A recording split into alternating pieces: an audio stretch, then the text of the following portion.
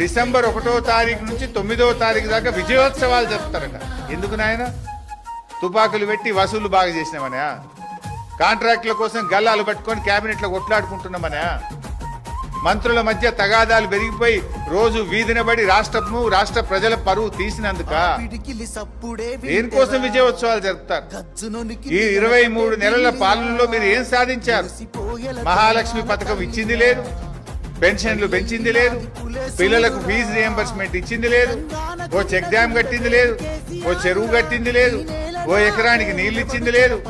కేసీఆర్ గారు ప్రారంభించిన టిమ్స్ ఆసుపత్రులను పూర్తి చేసి వైద్యం అందించింది లేదు. కనీసం ఉన్న పథకాలు కూడా కొట్టింది కదా.